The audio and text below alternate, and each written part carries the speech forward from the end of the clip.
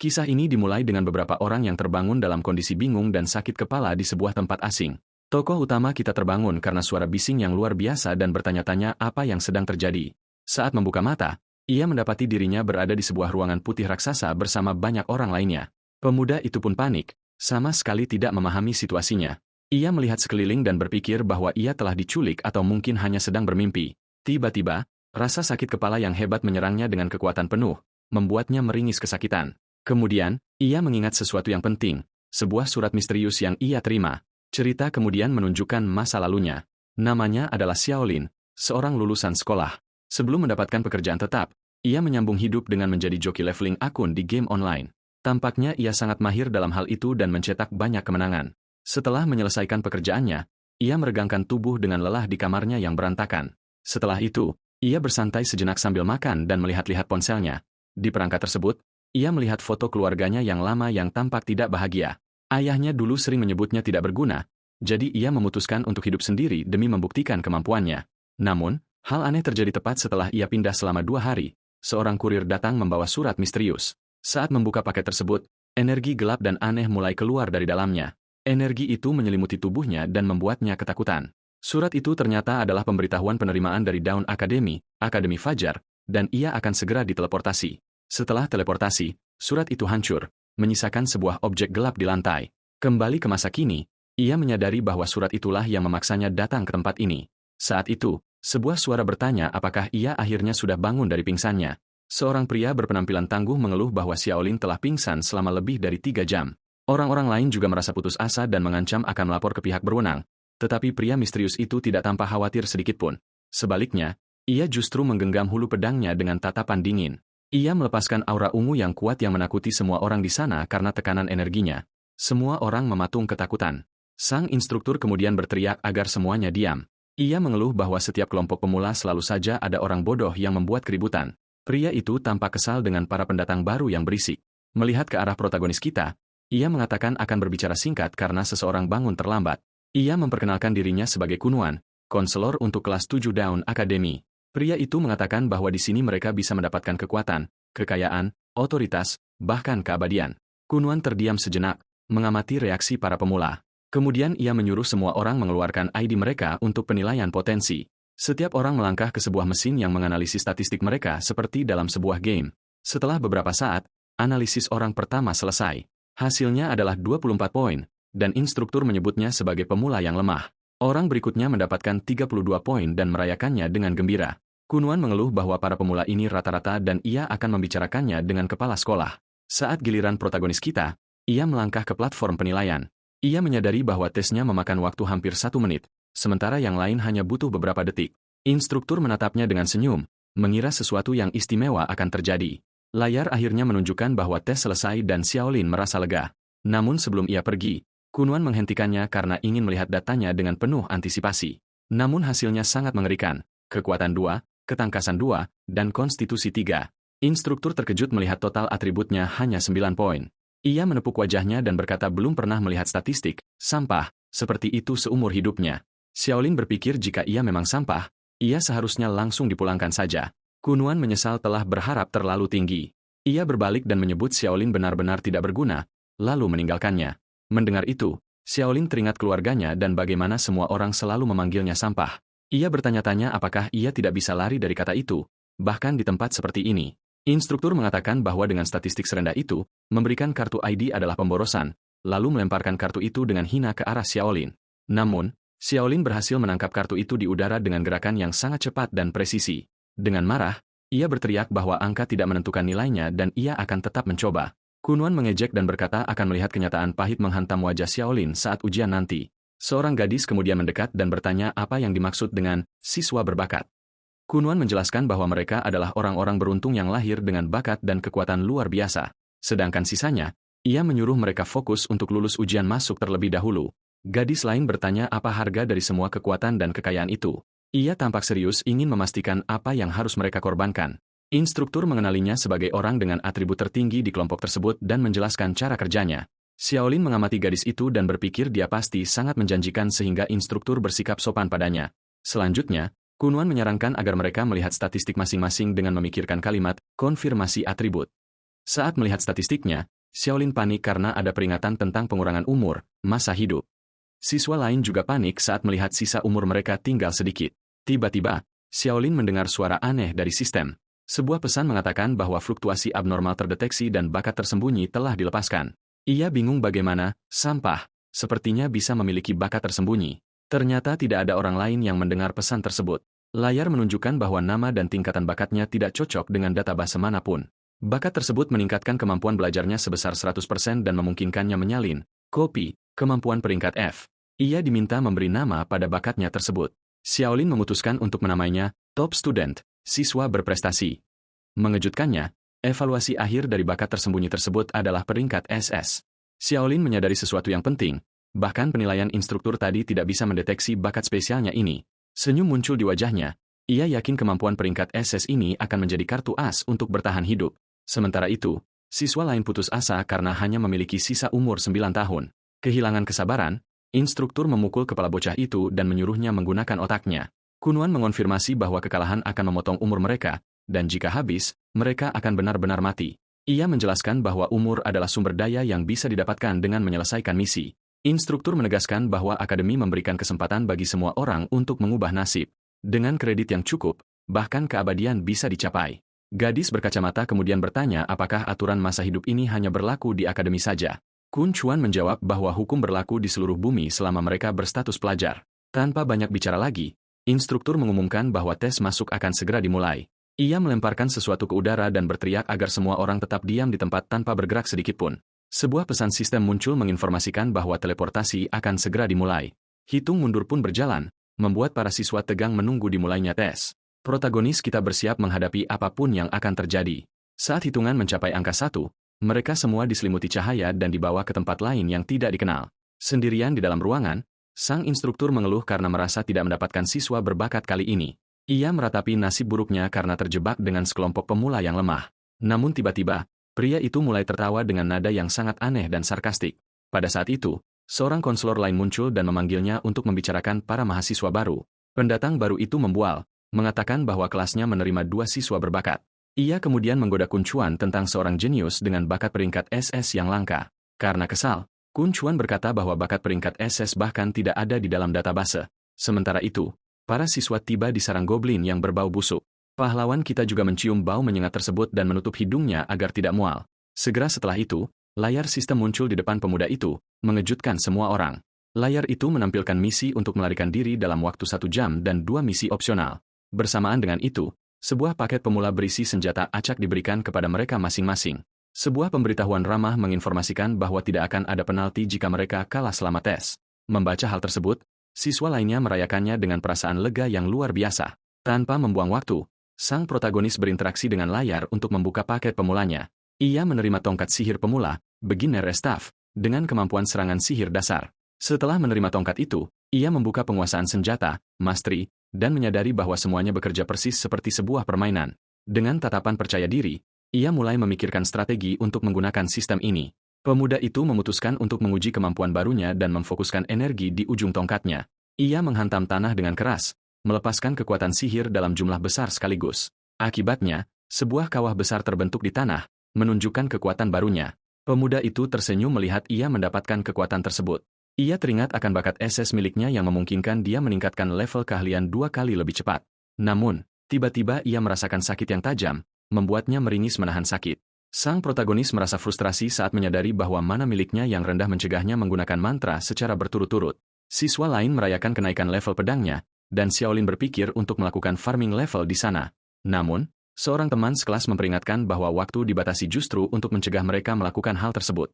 Pahlawan kita menyadari bahwa senjata fisik akan lebih baik untuk memanfaatkan bonus kenaikan levelnya. Pada saat itu, gadis berkacamata mendekat dan bertanya apakah ia ingin bertukar senjata.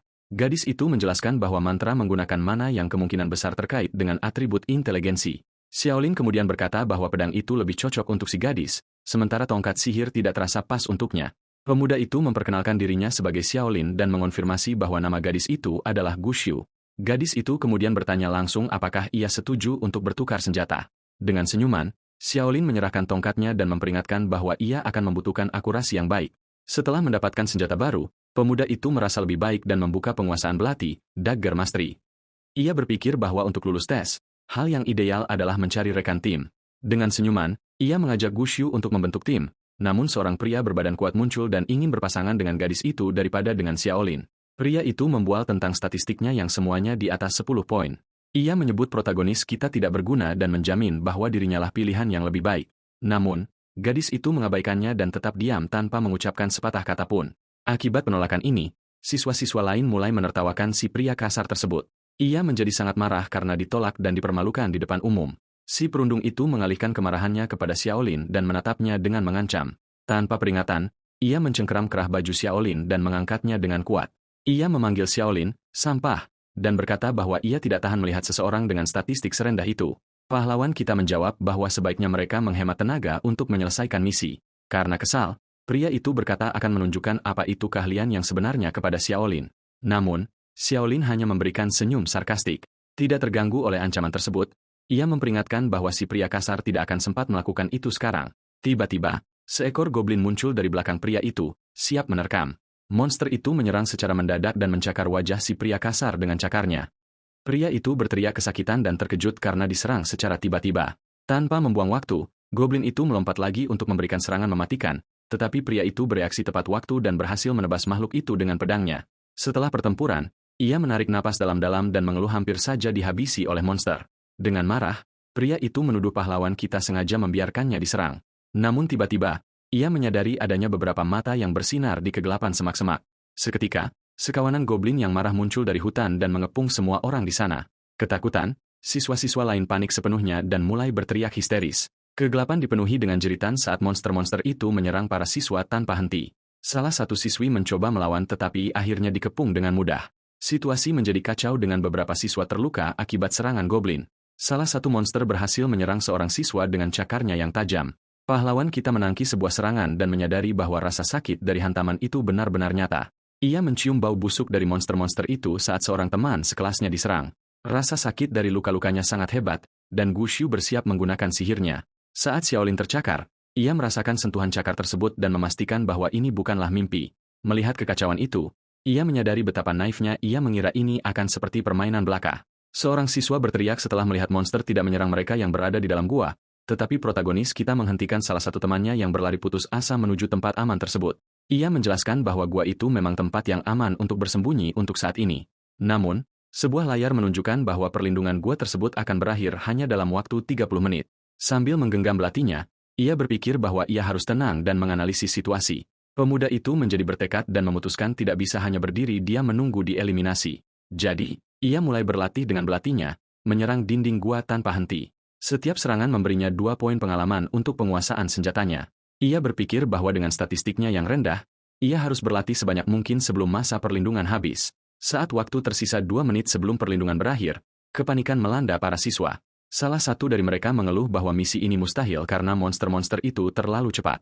Sementara itu, Gu Xiu tetap duduk tenang sambil mengamati segalanya dalam diam. Gadis berkacamata itu memperhatikan protagonis kita yang terus berlatih dengan belatinya.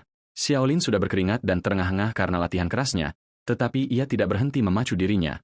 Gadis itu kemudian berkata bahwa apa yang dilakukannya sia-sia karena ia tidak akan sempat menaikkan level tepat waktu.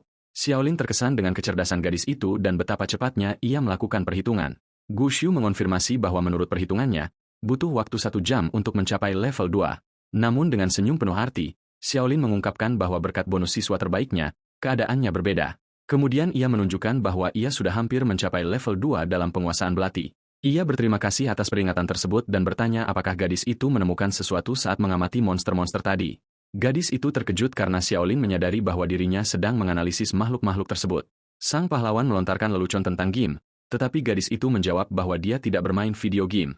Ia menjelaskan bahwa goblin memiliki titik vital di jantung dan kepala untuk mengalahkan mereka. Namun, Guyao memotong pembicaraannya dan mengatakan bahwa statistik kecerdasannya adalah 46. Kemudian gadis itu mengambil kendali dan memintanya untuk diam sejenak. Siswa-siswa lain merasa bingung karena dia tampak sedang berkonsentrasi untuk menyusun sebuah rencana. Sang protagonis terkejut, menyadari bahwa statistik gadis itu 5 kali lipat dari miliknya. Wanita muda itu memberitahu semua orang untuk mengikuti perintahnya jika mereka ingin lulus ujian dengan selamat. Dia memerintahkan pria terkuat untuk berada di garis depan guna menarik perhatian monster. Dan bagi mereka yang memiliki senjata jarak jauh, dia menyuruh mereka membentuk tim beranggotakan 3 orang. Kemudian pemimpin kelompok baru itu berbalik dan menatap Xiaolin, menunggu jawaban. Dia mengatakan akan menghabisi monster yang terluka untuk menghindari konfrontasi langsung dan membantu. Dengan rencana yang sudah matang, semua orang meninggalkan gua dan bersiap untuk pertempuran besar. Si pria kekar maju menerjang, berteriak agar para goblin mendatanginya. Para pemanah mengambil posisi dan mengarahkan anak panah mereka ke arah monster yang mendekat. Makhluk-makhluk itu maju dalam sebuah gerombolan, berlari ke arah para siswa untuk menyerang. Salah satu goblin berhasil melewati garis depan dan menyerang salah satu pemanah. Namun pahlawan kita muncul tepat waktu dan berdiri di depan monster itu untuk melindunginya. Dengan satu pukulan, dia mengalahkan makhluk itu dan menyelamatkan si gadis dari hantaman langsung. Gadis itu berterima kasih kepadanya dan dia menyarankannya untuk menghemat energi serta hanya menyerang untuk menghabisi mereka. Tanpa membuang waktu, pemuda itu menyerbu goblin lain dan dengan cepat mengalahkannya. Dia kemudian mengambil kesempatan dan berhasil melenyapkan monster ketiga dengan mudah. Dan tepat setelah itu, makhluk lain ditumbangkan oleh protagonis kita yang terampil. Si tukang buli menuduhnya mencuri hasil buruannya, kill steal, dan merasa kesal dengan keberuntungan pemuda itu. Namun Guyao menyadari bahwa itu bukan keberuntungan dan dia sedang memprediksi gerakan mereka. Dengan itu, pemuda itu akhirnya berhasil meningkatkan penguasaan belatinya ke level 2. Dia ingat ketika dia bermain game realitas virtual selama 2 bulan berturut-turut. Tiba-tiba, notifikasi sistem muncul di depan pahlawan berambut gelap kita.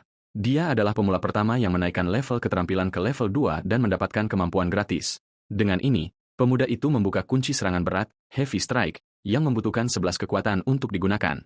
Dia senang dengan keterampilan baru itu dan fakta bahwa hanya tersisa satu monster untuk menyelesaikan misi. Pemuda itu kemudian melihat goblin terakhir yang dia butuhkan untuk menyelesaikan tujuannya. Tanpa ragu, dia menyerang dan menghabisi makhluk itu. Menyelesaikan misi opsional pertama, pemuda itu merasa lega dan puas karena akhirnya menyelesaikan salah satu tugas. Namun tiba-tiba, tubuh monster-monster itu mulai menghilang menjadi partikel cahaya. Si pria kekar menjadi bingung dan berteriak, menanyakan apa yang terjadi pada mayat-mayat itu. Sebuah pesan muncul mengatakan bahwa seorang bos akan diaktifkan karena syarat rahasia telah terpenuhi. Kemudian dari kedalaman hutan, sesosok makhluk raksasa muncul, Raja Goblin yang mengerikan. Monster raksasa itu keluar dari pepohonan dan menatap para siswa dengan pandangan mengancam. Dengan wajah yang menakutkan, sang bos tampak sangat terganggu oleh kehadiran mereka di sana. Makhluk itu kemudian mengeluarkan raungan kuat yang menciptakan gelombang kejut hijau besar. Salah satu gadis menutup telinganya dan mengeluh bahwa teriakan monster itu memekakkan telinga. Dia ketakutan melihat besarnya ancaman yang sekarang harus mereka hadapi. Pahlawan kita dan Go Sexiao mengamati makhluk itu dan menyadari bahaya dari situasi tersebut. Bilah nyawa, HP Bar, Raja Goblin muncul, menunjukkan betapa kuat dan tangguhnya dia. Sang bos menatap semua orang dengan matanya yang bersinar dan bersiap untuk bertempur. Pemuda itu menyadari bahwa semua goblin kecil lainnya telah lenyap begitu saja.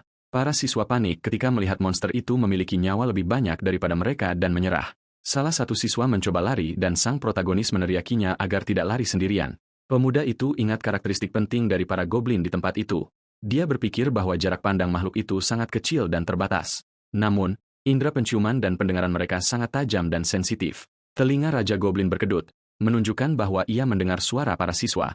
Makhluk itu kemudian memfokuskan seluruh perhatiannya pada siswa yang mencoba melarikan diri tadi. Si pria kekar mengeluarkan keringat dingin melihat bos tersebut akan menyerang bocah yang melarikan diri itu. Si tukang buli kemudian berteriak agar yang lain tidak takut dan menyerang monster itu bersama-sama. Dia menerjang Raja Goblin dengan pedangnya, tetapi sang bos hanya menatap balik. Monster itu bahkan tidak bergeming dari pukulan tersebut, dan pedang pria itu nyaris tidak menggores kulitnya. Bilah pedangnya kemudian terpental dengan suara denting logam, menunjukkan bahwa serangan itu sia-sia. Dengan itu, makhluk itu menepisnya, membuatnya berteriak kesakitan. Si tukang buli dikalahkan dalam satu serangan, dan tubuhnya larut menjadi partikel cahaya. Salah satu gadis panik dan berteriak agar semua orang lari karena yang terkuat sudah tumbang. Siswa lain juga berteriak ketakutan saat melihat monster raksasa itu mengincarnya. Tanpa ampun, makhluk itu mengangkat kakinya untuk menginjak bocah yang lumpuh karena takut. Dengan injakan yang kuat, Raja Goblin menciptakan gelombang kejut yang membuat semua orang terpental. Salah satu siswi terlempar oleh dampak tersebut dan mendarat keras di tanah. Gadis itu ketakutan saat melihat monster itu mendekat untuk menghabisinya dengan pemukulnya, tetapi tiba-tiba seberkas energi ungu menghantam dada sang bos dengan kekuatan penuh. Nyawa makhluk itu nyaris tidak bergerak, menunjukkan bahwa serangan itu tidak memberikan banyak kerusakan. Guyao merasa kesal karena meleset dari serangan dan tidak mengenai titik lemah. Dia berpikir bahwa dia perlu mengenai titik vital untuk memberikan kerusakan nyata pada monster tersebut. Menurut rencana awalnya, yang lain akan mengalihkan perhatian bos sementara dia menyerang dari jarak jauh. Dia percaya bahwa bersama-sama mereka bisa mengalahkannya. Tapi sekarang formasinya hancur. Sendirian di depan makhluk itu, dia menyadari rencana yang disusunnya dengan matang telah gagal. Wanita muda itu menyimpulkan bahwa dia terlalu optimis. Namun saat monster itu bersiap untuk menyerangnya, pahlawan kita muncul, berteriak agar dia keluar dari sana dan berhenti bersikap bodoh. Dengan belati di tangannya dan matanya yang bersinar, pemuda itu menghadapi Raja Goblin tanpa rasa takut sama sekali. Raja Goblin memfokuskan pandangannya pada pemuda itu dengan kemarahan murni dan bersiap untuk menyerang. Pemuda itu berhasil menghindari pemukulnya dan menghentikan hantaman dengan menginjak senjata monster tersebut. Dengan tangan di tanah, dia berkata bahwa dia baru saja mengamati pola serangan makhluk itu. Dia kemudian mengungkapkan bahwa sang bos selalu menyerang target terdekat terlebih dahulu dan dengan cara yang langsung. Pemuda itu memberitahu si pemanah untuk tidak panik dan menjaga jarak untuk menciptakan celah. Gadis itu sedikit gugup dengan situasinya, tetapi setuju untuk mencoba mengikuti rencananya. Setelah itu, dia meminta Guiyou untuk mencari kesempatan untuk menurunkan nyawa sang bos. Mendengar hal ini, mereka berdua bersiap dan mengarahkan serangan mereka dengan kekuatan penuh ke arah makhluk itu. Proyektil energi dan anak panah menghantam monster itu, menyebabkan kerusakan yang cukup besar. Dengan teralihkannya perhatian sang bos, si pemanah berpikir strategi mereka mungkin benar-benar berhasil. Melihat keberhasilan mereka, pahlawan kita berteriak agar mereka terus menyerang tanpa henti sama sekali. Namun, monster raksasa itu menjadi murka dan mengeluarkan raungan yang sangat keras dan memekakkan telinga. Makhluk itu kemudian mengatupkan kedua tangannya dan mulai memfokuskan energi ungu yang aneh. Dengan pukulan ke tanah, ia melepaskan gelombang kejut kuat yang menghancurkan segala sesuatu di sekitarnya. Pemuda itu meneriakkan peringatan, tetapi si pemanah terkena hantaman langsung dan akhirnya dikalahkan. Setelah serangan itu, Raja Goblin menatap tajam ke arah dua penyintas yang tersisa dengan pandangan yang sangat mengintimidasi. Sekarang hanya protagonis kita dan Gu Xiaowa yang tersisa untuk menghadapi makhluk agung tersebut. Wanita muda itu kemudian bertanya kepadanya apakah mereka berdua saja masih memiliki peluang untuk menang. Pemuda itu ingin tahu berapa banyak mana yang masih dia miliki untuk terus menggunakan sihirnya. Gadis berkacamata itu menjawab bahwa dia paling banyak bisa menembakkan 2 bola energi lagi. Dia mengatakan itu sudah cukup. Tetapi gadis itu mengeluh bahwa monster itu terlalu cepat untuk dikenai. Dengan senyum percaya diri, pemuda itu berkata bahwa jika bosnya cepat, maka dia akan membuatnya berhenti. Kemudian sistem mengumumkan bahwa kemampuan khususnya, Top Student, telah diaktifkan. Dengan kemampuan itu, ia mendeteksi skill Shockwave, yang dapat membuat target pingsan selama 3 detik. Ia teringat betapa dulu bakatnya dianggap tidak berguna dan bagaimana semua orang memanggilnya sampah karenanya. Namun sekarang, pemuda itu berkata bahwa ia akhirnya menemukan medan tempurnya dan menyalin skill tersebut. Dengan binar di matanya, ia menunjukkan bahwa ia akhirnya punya cara untuk bertarung. Ia kemudian berlari menuju monster raksasa yang hendak menggunakan gelombang kejutnya. Sang pemuda berpikir bahwa kemampuan bos tersebut berbeda dari miliknya karena miliknya membutuhkan senjata. Tepat saat itu, layar sistem muncul di hadapannya, mengaktifkan skill baru yang ia salin. Ia menghujamkan belatinya ke tanah tepat saat makhluk itu bersiap menyerang. Dengan melakukan ini, ia berhasil menginterupsi serangan kuat bos tersebut sebelum mengenainya. Goblin King itu pun kehilangan keseimbangan dan mengamuk karena serangannya dihentikan. Pahlawan kita bersiap untuk melanjutkan pertarungan melawan monster hijau raksasa itu. Ia mengonfirmasi bahwa rencananya berhasil dan pola pikirnya benar. Namun, skill yang ia salin memiliki waktu tunggu, cooldown, dan sang bos bersiap untuk menyerang kembali. Melihat kesempatan itu, rekannya menembakkan bola energi besar dengan sekuat tenaga. Goblin King menciptakan pedang energi, tetapi sudah terlambat untuk bertahan. Gadis itu memperingatkan bahwa ia hanya punya satu tembakan lagi dan bertanya-tanya bagaimana pemuda itu bisa melakukannya. Makhluk itu kemudian mengabaikan kerusakan yang diterimanya dan memungut batu raksasa untuk menghantam sang pemuda. Waktu tunggu belum berakhir, dan ia sadar tidak bisa menghindar. Dengan senyum percaya diri, sang pemuda memutuskan untuk tidak lari. Alih-alih menghindar, ia menciptakan perisai digital untuk menahan hantaman langsung dari batu tersebut. Rekan setimnya berteriak putus asa saat monster itu menghantamnya dengan batu. Di tengah debu yang mengepul, ia bangkit dan mengatakan bahwa ia baik-baik saja. Saat waktu tunggu terus berjalan, sang bos semakin mendekat dan ia tahu ia harus tetap berada di dekatnya agar gelombang kejutnya bisa bekerja. Pemuda itu menyadari bahwa ia harus berada tepat di pusat gravitasi monster itu agar rencananya berhasil. Dengan hanya 3 detik tersisa, ia menunggu momen yang tepat untuk menggunakan skillnya lagi. Dengan itu, ia menghujamkan pedangnya ke tanah sekuat tenaga, berteriak agar bos itu segera berhenti. Skillnya aktif dan gelombang kejut energi ungu menghantam makhluk itu secara telak. Seketika, sang pemuda berteriak agar Gu Shi bersiap untuk serangan terakhirnya. Tanpa membuang waktu, gadis itu menembakkan sinar energi terakhir dan terkuatnya ke arah Goblin King. Ledakan itu menghantam tepat di kepala monster tersebut dan ia mulai hancur menjadi partikel. Pesan sistem mengumumkan bahwa bos telah dikalahkan dan misi opsional selesai. Karena kelelahan, ia akhirnya rileks saat rekannya datang untuk memastikan keadaannya. Segera setelah itu, sang protagonis jatuh pingsan ke tanah, memikirkan misi zona aman yang tersisa. Rekannya menyadari bahwa ia tidak akan bisa menyelesaikan tugas terakhir tanpa bantuannya. Di tempat lain, Beberapa instruktur sedang dalam rapat membahas hasil tes. Seorang pria berjas merangkum hasilnya, melaporkan berapa banyak siswa yang menempati setiap peringkat. Ia kemudian mengungkapkan bahwa 15 mahasiswa baru meraih evaluasi peringkat S, yang membuat yang lain terkejut. Salah satu instruktur menjelaskan bahwa untuk mendapatkan skor itu, seseorang harus menyelesaikan ketiga misi. Mendengar ini, salah satu dari mereka membual bahwa kelasnya memiliki 2 siswa berbakat, sementara yang lain memiliki 2 peringkat B. Menteri mengonfirmasi bahwa ini adalah angkatan mahasiswa baru terbaik yang pernah dilihat akademi dalam 10 tahun terakhir. Sementara itu, instruktur kelas 7 meratap karena tidak menerima siswa berbakat, tetapi sang ketua mendekat dan mengatakan bahwa kelasnya memang tidak mencapai zona aman tetapi memecahkan 2 rekor. Ia menjelaskan bahwa rekor pertama adalah sebuah kelas yang memiliki 2 siswa tidak berbakat dengan evaluasi peringkat NS.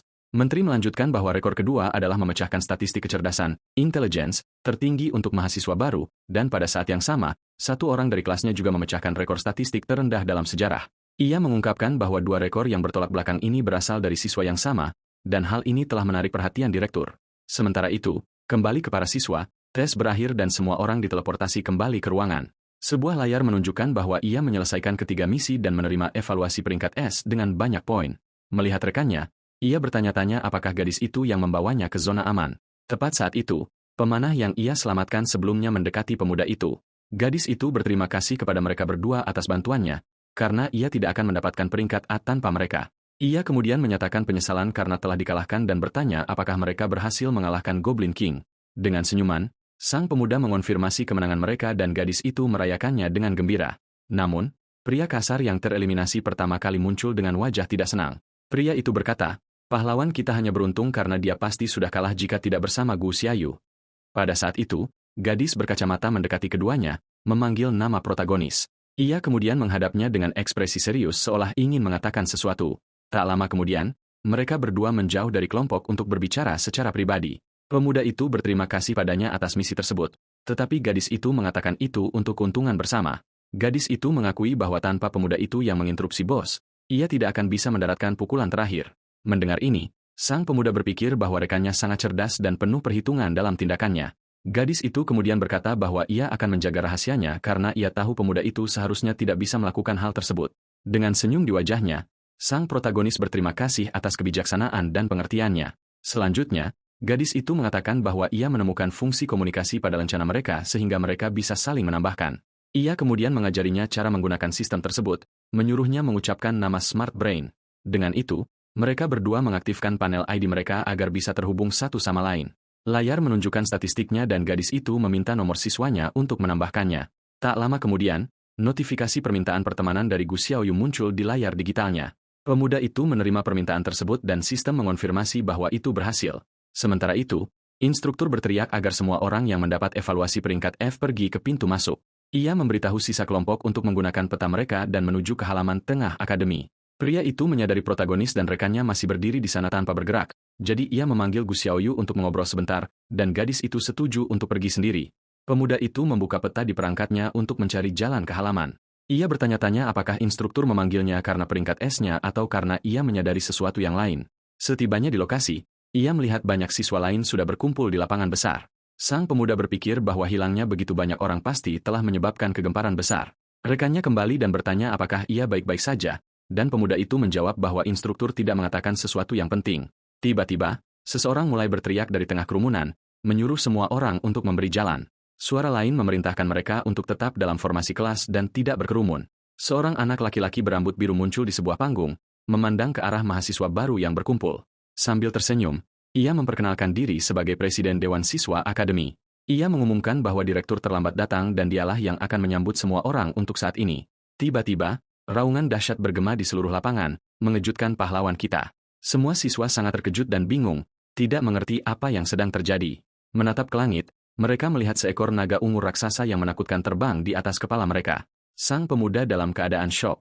Menyadari bahwa makhluk itu adalah naga asli, monster itu mengeluarkan raungan lain yang bahkan lebih keras, matanya bersinar dengan cahaya ungu yang intens. Mendengar ini, sang protagonis lumpuh karena ketakutan, merasa seolah tubuhnya tidak bisa bergerak. Pasangannya juga terpaku di tempat, merasakan ketakutan naluriah terhadap makhluk tersebut. Naga itu kemudian mendarat di lapangan dan seorang pria berambut putih panjang turun dari punggungnya. Ia meminta maaf atas kegaduhan tersebut, mengatakan bahwa ia sedang mengurus beberapa urusan di tengah jalan. Sebuah layar mengungkapkan bahwa pria ini adalah Direktur Dawn Academy dan ia tampaknya datang terlambat. Presiden Dewan bercanda bahwa upacara masuknya sedikit berlebihan. Dengan gusar, sang direktur membentak pemuda itu, mengatakan bahwa ia tidak sedang mencoba pamer kepada semua orang.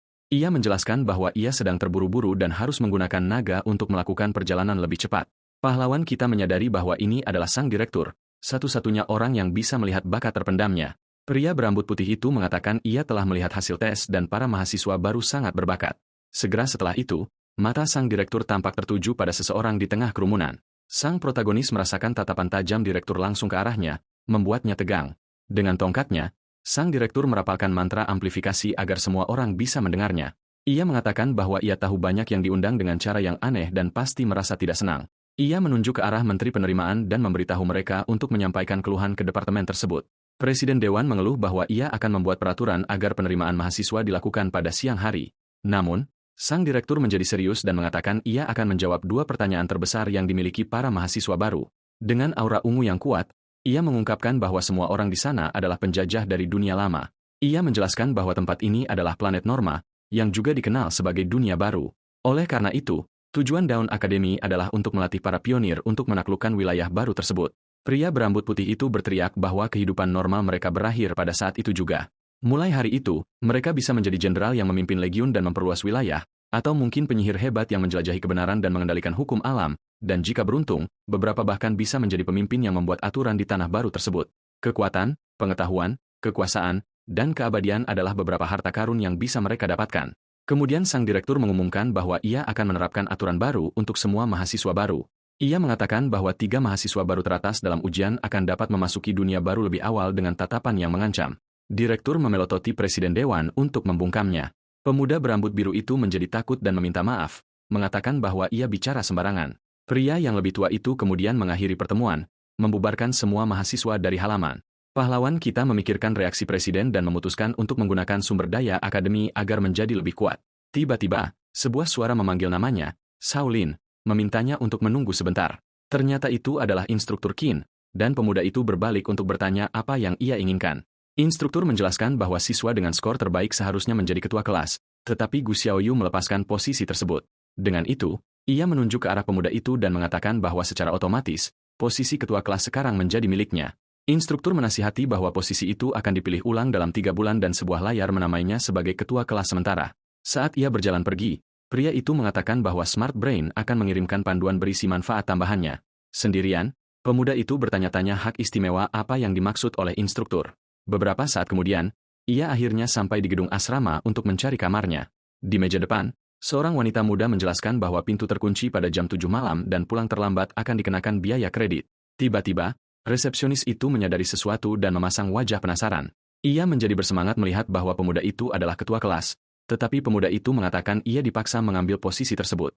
Senior wanita itu menariknya untuk mengambil perlengkapan, dan sang pemuda merasa perubahan sikapnya itu aneh. Wanita muda itu kemudian menyerahkan seragam sekolah dan menjelaskan bahwa warna hijau adalah untuk mahasiswa baru akademi. Ia menunjukkan kamar eksklusifnya dan mengungkapkan bahwa mahasiswa baru lainnya berada di kamar ganda. Gadis itu menyerahkan kartu ID emas untuk digunakan sebagai akses dan pembelian. Senior itu kemudian memperkenalkan dirinya sebagai Jang Tinting dan menyuruhnya bertanya jika butuh sesuatu. Ia berpamitan dengan lambaian tangan dan mengingatkan pemuda itu untuk memilih mata kuliah semester ini dengan bijak. Sendirian, ia memikirkan bagaimana sikap wanita muda itu berubah dan menghubungkannya dengan hak istimewa posisinya. Di kamarnya, ia memutuskan harus menangani masalah pemilihan mata kuliah terlebih dahulu. Dengan mata tertutup, ia mengakses sistem untuk membuka tabel pemilihan mata kuliah. Sebuah layar raksasa muncul dengan daftar mata pelajaran yang sangat banyak, dan ia terkejut dengan jumlahnya. Ia harus memilih 1 mata pelajaran tempur dan 3 mata pelajaran sekunder. Tetapi ia tenang karena memiliki bakatnya. Pemuda itu berpikir bahwa statistiknya terlalu rendah dan ia perlu memanfaatkan efisiensi belajarnya. Ia kemudian memilih ilmu pedang dasar karena serbaguna dan meditasi untuk meningkatkan kekuatan mentalnya. Dengan itu, ia mengonfirmasi pemilihan mata kuliahnya, tahu bahwa di tempat ini, kekuatan adalah segalanya. Keesokan harinya, ia sudah berada di lapangan latihan untuk kelas ilmu pedang dasar. Dengan sekuat tenaga, ia memukul tiang kayu, dan menerima poin pengalaman ilmu pedang. Bakatnya membantunya memahami bahwa kekuatan berasal dari pinggang, bukan dari pergelangan tangan, yang menggandakan efisiensinya. Dengan memahami poin-poin utama, gerakannya menjadi lebih cepat dan efisien. Ilmu pedangnya naik ke level 3 dan kekuatannya meningkat seiring dengan keterampilannya. Sementara itu, Siswa lain jatuh ke tanah dalam keadaan sangat kelelahan dan tidak punya kekuatan untuk melanjutkan. Salah satu senior mengeluh bahwa dasar mahasiswa baru tahun ini bahkan lebih buruk dari yang ia bayangkan. Kemudian seorang instruktur pengganti mengumumkan bahwa tidak ada yang boleh meninggalkan kelas sampai mereka mencapai level 3 dalam ilmu pedang. Dalam keputusasaan, salah satu siswa menangis dan menyesal memilih kelas dengan wanita itu. Siswa lain mengeluh bahwa butuh waktu berjam-jam untuk naik level dan mereka bukanlah manusia super. Pahlawan kita kemudian menarik perhatian sang senior, Chang Na, yang menatapnya dengan jijik. Ia mengatakan bahwa ia sudah mencapai level 3 dan bertanya apakah ia boleh pergi ke kelas berikutnya, yaitu meditasi. Instruktur menatapnya dengan seringai, tidak percaya dengan apa yang baru saja ia dengar. Ia kemudian menghadapinya dan bertanya apakah ia sedang bercanda, karena ia baru berlatih dalam waktu yang sangat singkat.